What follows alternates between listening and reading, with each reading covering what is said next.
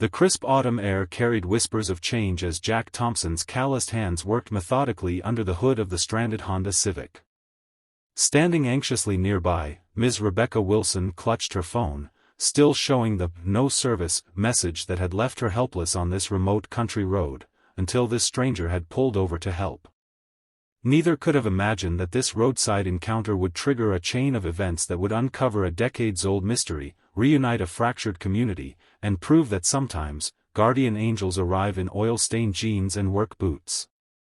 What happened next left everyone in Pinewood County speechless, and by the end of this story, you'll understand why.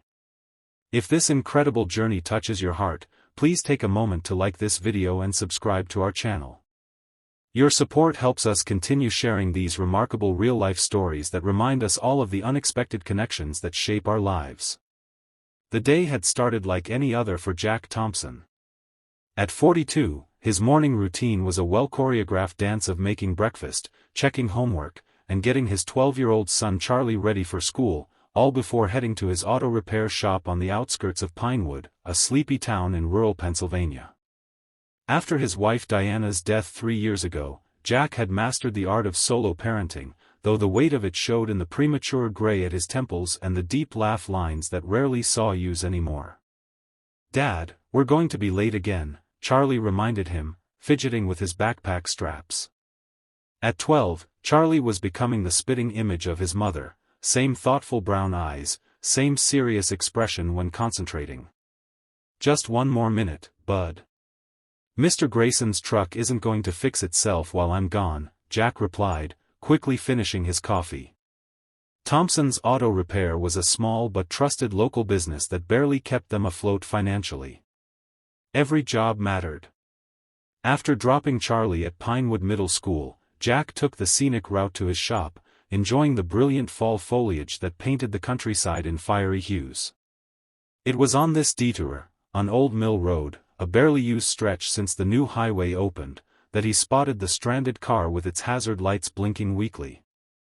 The woman standing beside it was dressed professionally in a navy blazer and slacks, clearly not prepared for changing a tire or dealing with an overheated engine. Something about her distress called to him, perhaps because he'd been on the receiving end of kindness from strangers after Diana died, or perhaps because being needed for his mechanical skills was the one area where he still felt completely confident. "Car trouble?" Jack called, pulling his truck onto the shoulder. Rebecca Wilson had been having the worst possible start to her new job. After moving from Philadelphia to take a position as the new English teacher at Pinewood High School, she'd spent just 3 weeks in town, enough time to realize that small-town life was a bigger adjustment than she'd anticipated. At 38, she had left behind a failed marriage and a prestigious but soul-crushing position at an elite private academy, seeking something more meaningful in her career and life. "It just died completely," she explained as Jack approached. "I was driving, and suddenly there was this terrible noise, and then, nothing. My phone has no service out here, and I'm already late for my classes." Jack's assessment was quick and grim. "Your timing belt snapped. That's not something I can fix roadside." He glanced at her anxious expression. "I'm Jack Thompson. I own the auto shop in town. I can tow you there, but this is at least a day's work, maybe more depending on if there's additional damage." "Rebecca Wilson," she replied, extending her hand. "I'm the new English teacher at the high school. I just moved here from Philadelphia, and I'm still trying to figure everything out." She laughed nervously. "Including, apparently, how to find a reliable mechanic." "Well, you've found one now," Jack said with the first genuine smile he'd worn in weeks. Something about her straightforward manner was refreshing. "Let me give you a ride to the school, and I'll tow your car to my shop after." During the 15-minute drive to Pinewood High, they discovered several surprising connections. Rebecca had moved into the old Millerson house on Maple Street, just 3 blocks from Jack's home. She taught 9th grade English, the grade Charlie would enter next year. And most coincidentally, she had graduated from Westlake University, the same college where Diana had studied nursing before they married. "Small world," Jack commented, though something about the coincidences nagged at him in a way he couldn't quite place. "Small towns make for even smaller worlds," Rebecca replied. "Everyone seems connected here in ways I'm still figuring out. It's very different from Philadelphia." As they pulled up to the school, Rebecca impulsively asked, "Do you and your son have dinner plans tonight? It's the least I can do to thank you for the rescue." Jack hesitated. Since Diana's death, he and Charlie had become a closed unit, rarely letting others into their tightly controlled world of grief and coping. But something about Rebecca's open expression made him nod. "Charlie and I usually grab burgers at Denny's Diner on Fridays. You're welcome to join us around 6. I should have some news about your car by then." What Jack couldn't have known was that this simple acceptance would change everything, not just for him and Charlie, but for an entire community harboring secrets that had festered for decades. That evening at Denny's Diner, Charlie was unusually animated, peppering Rebecca with questions about Philadelphia, her favorite books, and whether she'd ever given a student an F. Jack watched his normally reserved son come alive in conversation with someone new, feeling both grateful and a strange twinge of betrayal to Diana's memory. "Ms. Wilson is going to be renovating the old theater for the drama program," Charlie announced, mouth full of fries. "She said students can volunteer for extra credit." Jack raised an eyebrow. "The Victory Theater? That place has been abandoned for 20 years. Rebecca nodded. "The school board approved funding to restore it as a performing arts center. Apparently, it was quite the community landmark back in its day. My mom performed there," Charlie said quietly. "Dad has videos of her singing in some play." The table fell silent. It was the first time Charlie had voluntarily mentioned Diana to someone outside their immediate circle. Jack cleared his throat, fighting unexpected emotion. "Diana was incredibly talented. We met during a community production of Our Town at the Victory. I was doing set construction. She was the female lead." Rebecca's expression softened. "I'm sorry for your loss. How long ago did she pass?" 3 years, 2 months, and 14 days, Jack answered without thinking. Then, embarrassed by his precision, added, "Cancer." "It was quick, at least." Rebecca reached across the table, briefly touching his hand. "My mother died of cancer when I was Charlie's age. It reshapes everything, doesn't it?" That simple acknowledgement, free from the usual platitudes about time healing all wounds, cracked something open in Jack. By the end of dinner, he had agreed to help with the theater renovation, offering his construction skills for the restoration project. What none of them realized was that the Victory Theater held more than just memories of Diana's performances. It harbored physical evidence of a town scandal that powerful people had worked very hard to keep buried. The following Saturday, Jack and Charlie met Rebecca at the theater. The grand old building had fallen into severe disrepair, water damage stained the ornate ceiling, rodents had chewed through the velvet seats, and the stage where Diana had once captivated audiences was now rotting and dangerous. The school board almost backed out when they saw the structural report, Rebecca explained, picking her way through debris. "But I convinced them it's worth saving. These old theaters were built to last, if we can just address the critical issues." While Rebecca and Charlie examined the old playbills still hanging in crumbling frames, Jack assessed the structural damage. The main support beam above the stage concerned him most. It showed signs of deliberate tampering, not just decay. "This is odd," he called, shining his flashlight into a gap where the beam connected to the wall. "Someone removed some of the bolts here. This wasn't an accident or deterioration." Rebecca joined him on the catwalk above the stage. "Could it have been part of a previous renovation attempt?" "No," Jack said firmly, running his hand along splintered wood. "This was done to weaken the structure. See how these marks are clean cuts, not rot? Someone wanted this beam to fail eventually." Charlie's voice echoed from below. "Dad! Ms. Wilson! Look what I found." Tucked into a hidden compartment beneath the stage, Charlie had discovered a metal box containing old programs, photographs, and a sealed envelope with "open only if necessary" written in faded blue ink. Jack recognized the handwriting immediately. That's Diana's mother's handwriting. Eleanor Johnson. She was the theater director here for almost 30 years before she moved away. Rebecca carefully opened the envelope, revealing newspaper clippings about a fire at Pinewood Chemical Plant in 1985, along with a handwritten letter that made Jack's blood run cold. "The accident wasn't an accident," Rebecca read aloud. "Mayor Williams ordered the safety inspections falsified.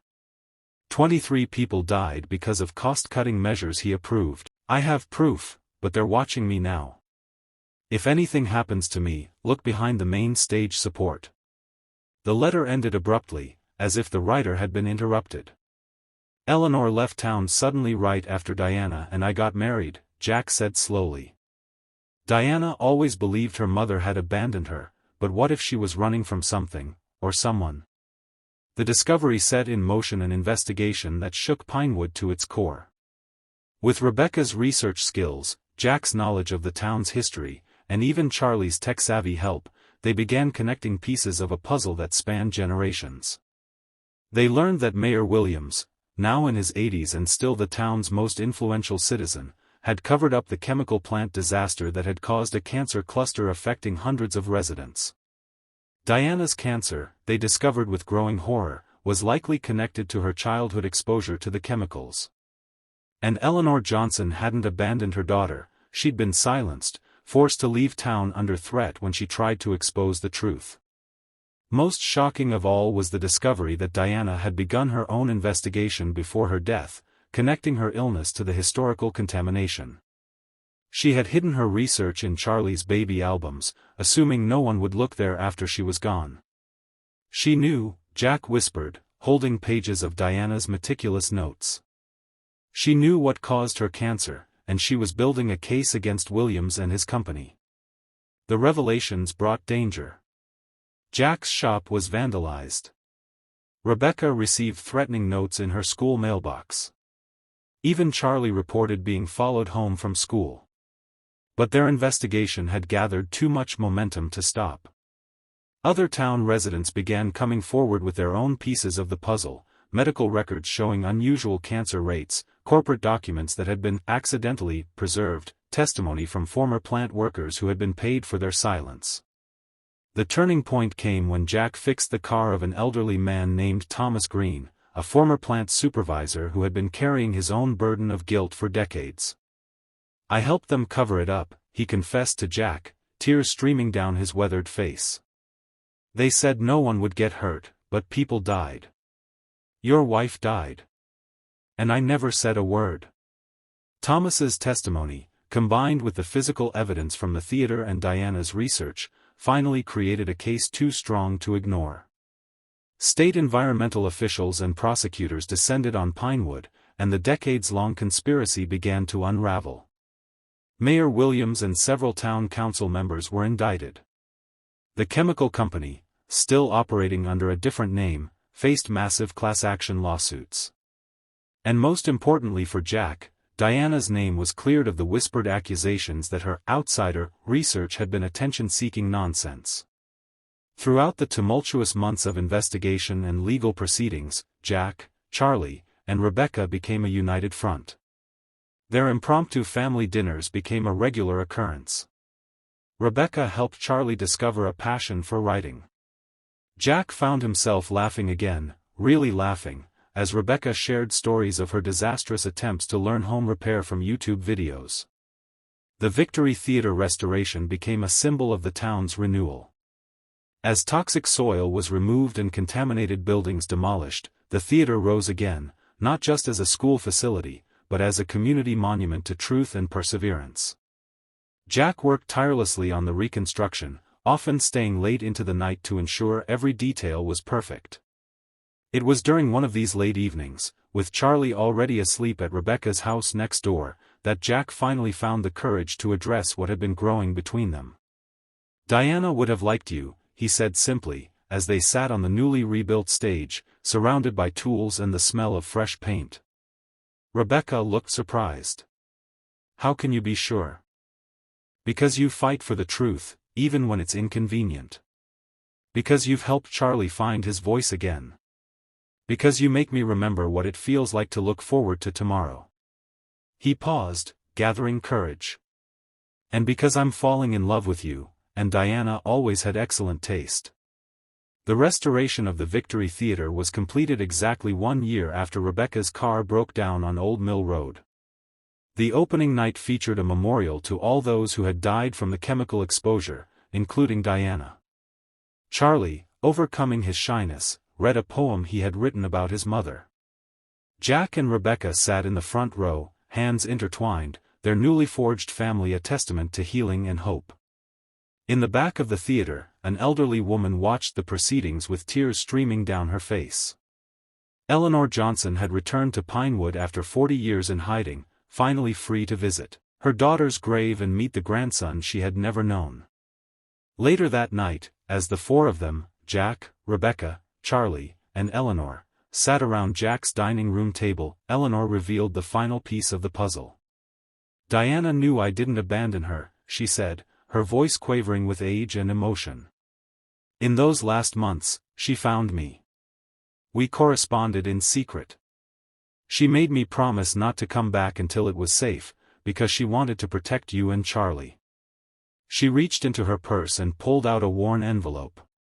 "She asked me to give you this when the time was right." Jack opened the letter with trembling hands, reading Diana's familiar handwriting through tears.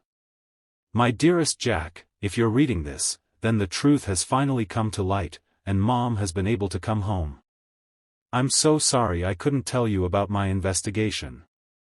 They were watching us too closely, and I couldn't risk putting you and Charlie in danger. Know that every moment with you was the greatest gift of my life. But I need to ask one more thing of you, don't let our tragedy define Charlie's future. When you find love again, and you will, because your heart has always been too big to stay closed, embrace it without guilt. Show Charlie that life's greatest act of courage is to love again after loss. Forever yours, Diana." Jack looked up from the letter to find Rebecca and Charlie watching him, their faces reflecting the same mix of grief and hope that filled his own heart.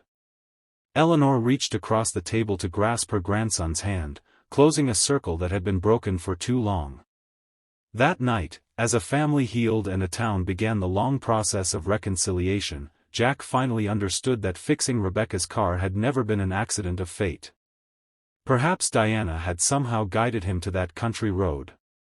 Perhaps the universe had conspired to bring together the exact people needed to uncover a long-buried truth.